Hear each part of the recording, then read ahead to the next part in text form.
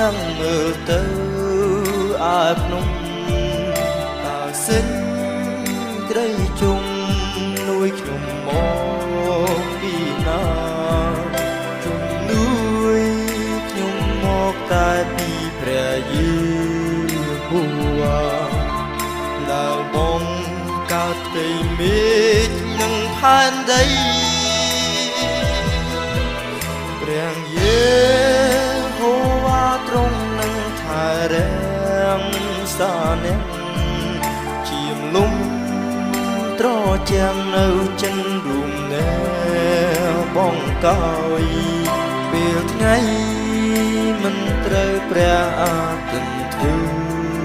ទុកឡើយយប់ក៏ដោយមិនត្រូវព្រះច័ន្ទធ្វើទុំដាព្រះ